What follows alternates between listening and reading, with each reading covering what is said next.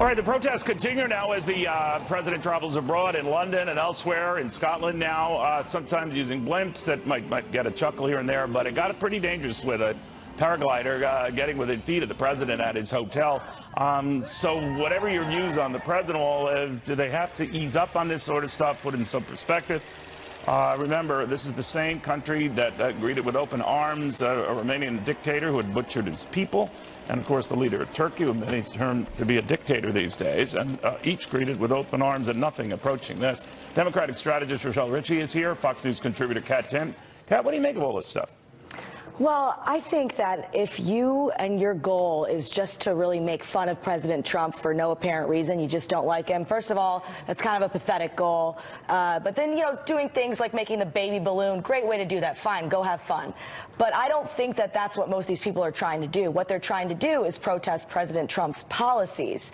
Like it or not, a baby blimp is not an argument for or against anything. And it's just kind of a waste of your time. So if you have a problem with Trump's policies, go ahead and protest that. But try to be more mature, because doing things like making a baby blimp is just a waste of your time and makes you look kind of ridiculous. Well, they're taking that blimp on the road, I understand. Yeah. It's going to be traveling the world. Right. But, Rochelle, what do you think? You know, look, do I agree with the fact that you have a blimp of the President of the United States flying over the streets of London? Absolutely not. But am I surprised by it?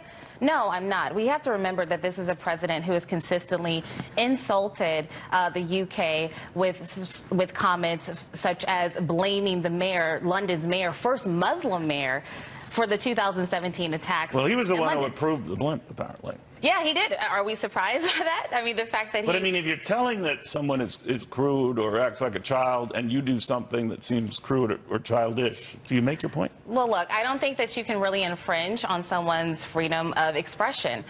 So this is what they want to do. This is what the mayor is allowing to happen. But I think that if we in the United States are going to be upset that there is a blimp flying around London of the president, then we should be just as upset at the fact that we had white nationalists marching in Charlottesville as well, which is an insult when you think about it to veterans who fought in World War II. All right, we could go back to the kneeing there, the national anthem, and on we go. But Kat, my only worry with this, and I'm not coming to perspective with any bias. I mean, I'm called a never-Trumper and worse. They sometimes say fat, and that offends me. I start crying. But I just find that this sort of sends the debate southward fast, and I applied that to the president with some nasty tweets and behavior that can border and go beyond boorish. Having said all of that, though, I worry when I see paragliders getting as close as they do to the President of the United States to make a point, that becomes an incident that threatens his safety and a lot of others. Your thoughts? Right, absolutely. It's fine to protest if you disagree, do whatever you want, but don't put someone else in danger. And I really liked your point earlier about how dictators didn't get this kind of reception even. I don't know why President Trump seems to evoke such an emotional response among people that they kind of forget how to behave when they're protesting. You know, I had a British viewer tell me yesterday after I mentioned that when Romania's President Ceausescu came to London, they didn't know at the time he was such a butcher. Oh, wow. So when they say, oh, well, you know, it's kind of well reported, but it is a different behavior, right? Yeah, it's absolutely a different behavior. For some reason, people really like to do some ridiculous things when it comes to President Trump. And if you want to have a discussion, have a discussion. It's important to have an open debate about the issues. Absolutely. But a baby blimp flying around and dangerous paragliders flying around do actually nothing to further the conversation, believe it or not. It's actually kind of comical. I mean, honestly. Yeah, it is. It's funny. I'm sorry. I think it's funny.